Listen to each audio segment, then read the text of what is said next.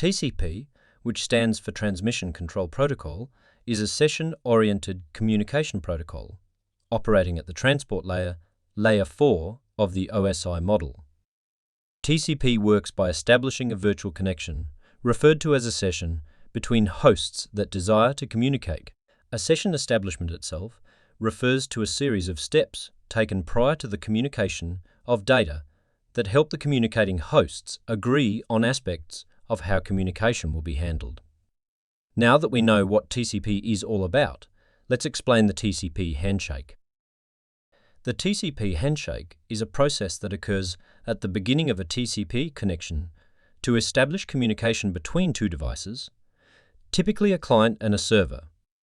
The handshake involves a series of 3 steps to ensure both ends are ready to exchange data reliably, and 4th step for closing the session.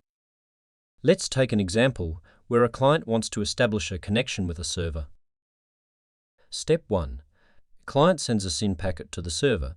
The client initiates the connection by sending a TCP segment with a synchronize flag set to 1 and an initial sequence number, randomly chosen by the client.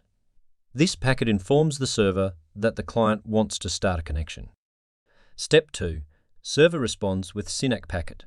When the server receives the SYN packet, it acknowledges the receipt by sending a TCP segment with both the SYN and ACK acknowledgement flags set to 1.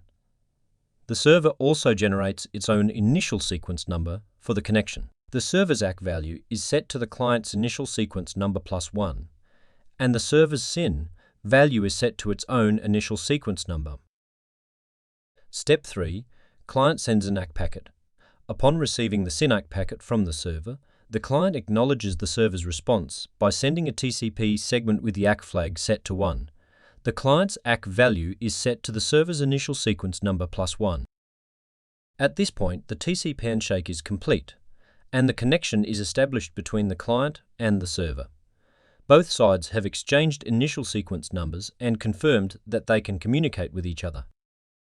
After the handshake, the client and server can start sending data in both directions, knowing that the connection has been successfully established and that both parties are ready to reliably exchange data. It's important to note that during this process, if any of the steps fail or a timeout occurs, the connection may not be established, and the process will be retried until successful or aborted by the client or server. To close a TCP session, 2 methods can be used to do this: a graceful closure and an abrupt closure. FIN, also known as a finished packet, is used in the process of graceful closure. Rust, also known as a reset packets, are used in the process of an abrupt closure. Let's look first at the graceful closure. Let's say client C, in our example, is ready to indicate to the server that it no longer needs to continue communicating. With TCP, either of the communicating parties can initiate the closure of a session. As part of the 3-way handshake, each host initiated the ability to communicate via the use of SYN packets, and as such, each side must also initiate a termination of its own communication via the use of FIN packets. Here, the process of graceful closure begins with a FIN packet from the client to the server, indicating to the server that the client wishes to close its portion of the session. Upon receiving the FIN request from the client, the server will acknowledge by sending an ACK packet. Next, the server will send its own FIN packet to the client, indicating its wish to close its portion of the session. Finally, the client sends an ACK packet to the server, acknowledging the receipt of the server's FIN request. With an abrupt closure, either host can immediately terminate a session by sending a single reset packet.